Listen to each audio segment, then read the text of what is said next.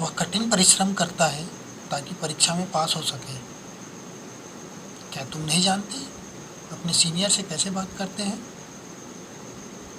ऐसा माना जाता है कि भारत के लोग जादू टोना में विश्वास करते हैं। सावधानी से चलो जिससे कि तुम ना लड़खड़ाओ। वहाँ मरुस्थल के सिवाय कुछ भी नहीं है। ऐसे वाक्यों को बोलने में अक्सर परेशानी होती है,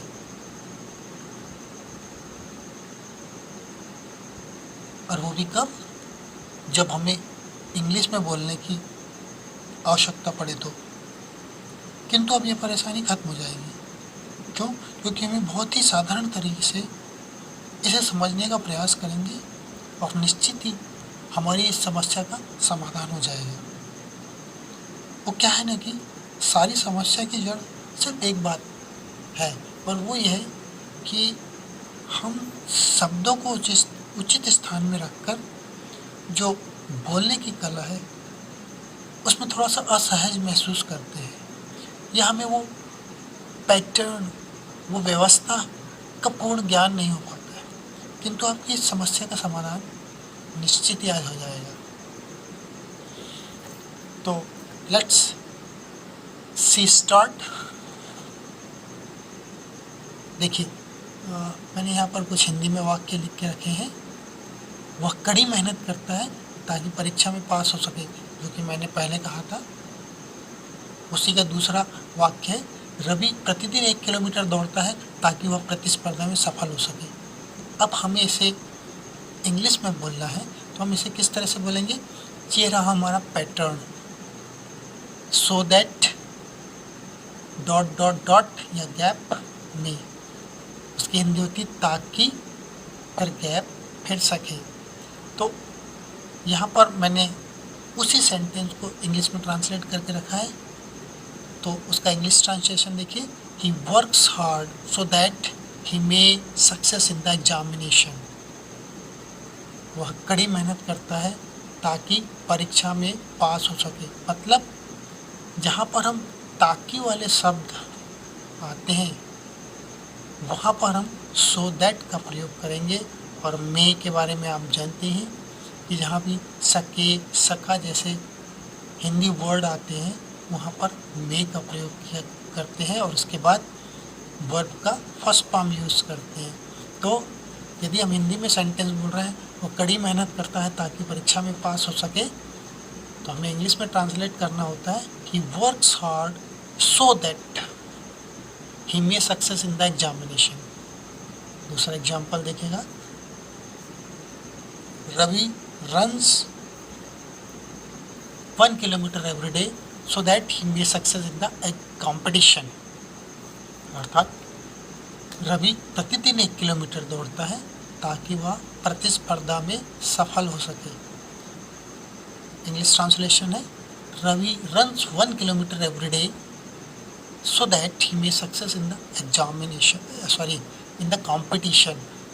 दोस्तों, ऐसे ही हम यदि चाहें तो हर दिन नए नए सेंटेंस इस पैटर्न पर रखकर बना सकते हैं, जो है हमारा सो दैट डॉट डॉट में। इसमें आप देख रहे हैं कि सो दैट के बाद हमारा जो वाक्य आया है वो है सब्जेक्ट ही, यानी हमें इस बात का ध्यान रखना है कि सो दैट के बाद हम सब्जेक्ट का प्रयोग करें, उसके बाद हमारी हेल्पिंग वर्ब में, और उसके बाद मेन वर्ब आ जाएगी। इस तरीके से आप अनेक सेंटेंस इसमें बना सकते हैं, इस पैटर्न पर बना सकते हैं। और जैसे जैसे आप सेंटेंस बनाने की प्रैक्टिस करेंगे आप उसमें मैच्योर होते चले जाएंगे, परिपक्व होते चले जाएंगे। जैसे एक एग्जांपल में बोलूँ कि he does the party so that he may enjoy. वह पार्टी करता है ताकि एन्जॉय कर सके, मज़े कर सके। तो ये था हमारा दोस्तों एक पहला प्रयास, पहला पैटर्न ताकि वाले सेंटेंस में। यहाँ भी हिंदी में ताकि, सके जैसे सेंटेंस आता है, उसके लिए हमें इस पैटर्न का जो दिखाया गया है, जिस पर मेरा कर्सर चल रहा है, उस पैटर्न का प्रयोग करके हम ऐसे सेंटेंस को बना सकते हैं, उनकी प्रैक्टिस कर सकते हैं, उन्हें हम अपनी दिनचर्या में, प्रतिदिन की दिनचर्या में यूज़ कर सकते हैं और ऐसा करना ही चाहिए ताकि हम मैच्योर हो सकें और हम थ्रू आउट इंग्लिश बोलने में सफल हो जाएं। हमारा दूसरा सेंटेंस देखें, दूसरे पैटर्न पर हम चलते हैं। तो मैंने दूसरा पैटर्न लिखा है, क्या तुम नहीं जानते कि अपने सीनियर से कैसे बात करते हैं, या क्या तुम नहीं जानते कि चपाती कैसे बनाते हैं। इस सेंटेंस को जो कि मैंने हिंदी में लिखा है, यदि हमें इंग्लिश में ट्रांसलेट करना है या इंग्लिश में बोलना है तो उसका पैटर्न देखिए, ये है डोंट डैश डैश डैश यानी कि गैप, हाउ टू, फिर डैश डैश डैश। हिंदी होती है क्या तुम नहीं और फिर कैसे। देखिए, क्या तुम नहीं जानते कि अपने सीनियर से कैसे बात करते हैं। इसे हम इंग्लिश में बोलना हो तो हम कैसे बोलेंगे, don't you know how to talk with your seniors. Don't you know how to talk with your seniors. दूसरा सेंटेंस, क्या तुम नहीं जानते कि चपाती कैसे बनाते हैं। Don't you know how to make the chapati. क्या तुम नहीं जानते कि चपाती कैसे बनाते हैं। इंग्लिश ट्रांसलेशन होगा, don't you know how to make the chapati. यानी कि हमारा जो पैटर्न है, क्या तुम नहीं जानते डैश डैश हाउ टू, इसमें हमें इस बात का ध्यान रखना है कि डोंट के बाद वर्ब, सॉरी आपका सब्जेक्ट, देन वर्ब, फिर हाउ टू, उसके बाद बाकी का सेंटेंस, राइट। इसी पैटर्न पर आप अनेक शब्द बनाइए, रोज़ प्रैक्टिस करिए, आप डेफिनेटली सक्सेस हो जाएंगे, सफल हो जाएंगे और थ्रू आउट इंग्लिश बोलने में आपको ज़्यादा तकलीफ नहीं होगी। इस प्रकार के सेंटेंस बोलने में आपको ज़्यादा तकलीफ नहीं होगी। हमारा तीसरा सेंटेंस देखिएगा, हम तीसरे पैटर्न्स पर चलते हैं दोस्तों, जिसमें देखिए मैंने हिंदी लिखी है, ऐसा देखा जाता है कि भारत के लोग जादू टोनों पर विश्वास करते हैं। या दूसरा, ऐसा समझा जाता है कि लोग अपनी विनम्रता खो रहे हैं। लोग अपनी विनम्रता खो रहे हैं। यदि हमें इसे इंग्लिश में बात करनी है, इंग्लिश में ट्रांसलेट करना है या इंग्लिश में इस तरह के सेंटेंस को हमें बोलना है, तो ये रहा हमारा न्यू पैटर्न। अगला पैटर्न जिसमें इट, फिर कोई भी हेल्पिंग वर्ब होगी, फिर मेन वर्ब का थर्ड फॉर्म होगा दोस्तों, याद रखिए, मेन वर्ब का थर्ड दैट का प्रयोग, राइट। और इसकी हिंदी होती है जाता है कि। जैसे हिंदी में जैसे लिखा है, ऐसा देखा जाता है कि भारत के लोग जादू टोनों पर विश्वास करते हैं। It is seen that the people of India believe witchcraft. Witchcraft की हिंदी तो आप जानते हैं, जादू टोना। Next, it is felt that the people are losing their honesty. ऐसा समझा जाता है कि लोग अपनी विनम्रता खो रहे हैं। इसी पैटर्न पर आप इसी तरीके के और नए नए वाक्य बनाकर प्रैक्टिस करिएगा। मुझे पूर्ण विश्वास है कि आप इसमें परिपक्व होंगे, थ्रू आउट बोलने की जो कला है उसमें पारंगत हो जाएंगे। हमारा जो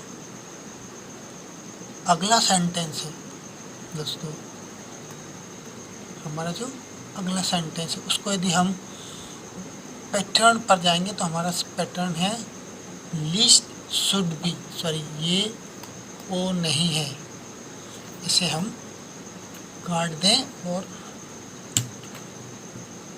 अब क्लियर हो गया दोस्तों। List dot dot dot should, जिससे कि, ये हमारा पैटर्न है। इसको यदि आप इसकी हिंदी के वाक्य देखें तो सावधानी से चलो जिससे कि तुम ना लड़खड़ाओ। ट्रांसलेशन हुआ, walk carefully lest you should stumbled. Stumbled means लड़खड़ाना। Walk carefully lest you should stumbled, सावधानी से चलो जिससे कि तुम ना लड़खड़ाओ। या दूसरा सेंटेंस यदि देखें तो come regularly school lest you should miss your study. तुम स्कूल नियमित आओ जिससे कि अध्यापन न छूटे। ये जो सेंटेंस है हम कई बार स्कूलों में प्रयोग करते हैं, कई बार हमारे घर में भी इस तरह के सेंटेंस का प्रयोग होता है।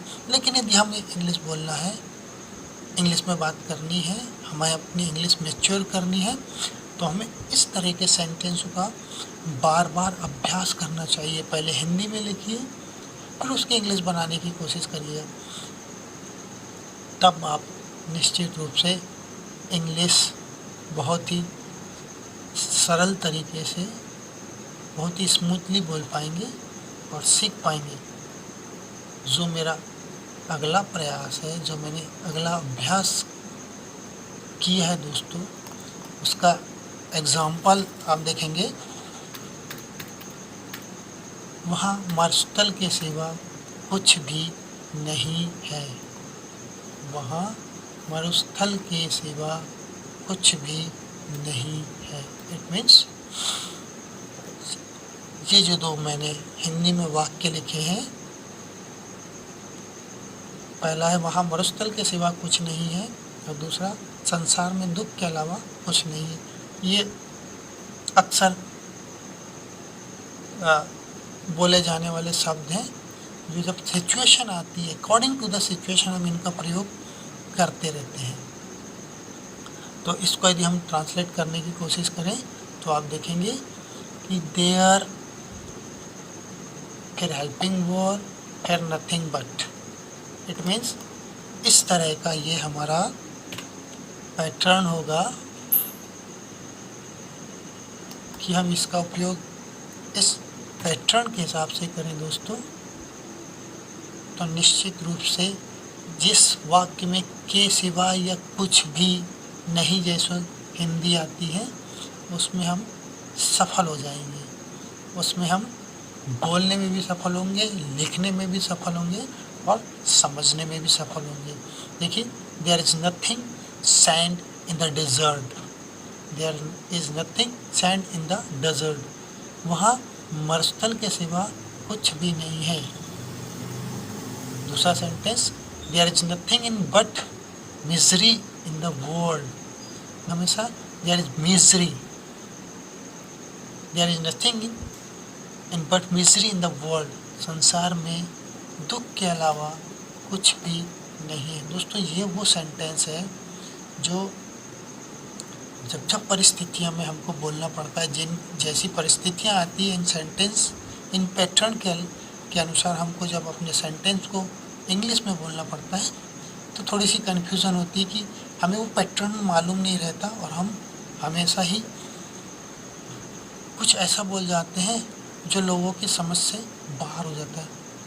मैंने प्रयास किया है कि एक सही तरीके से, सही वाक्य रचना के अनुसार आपको इस बात को समझा सकूं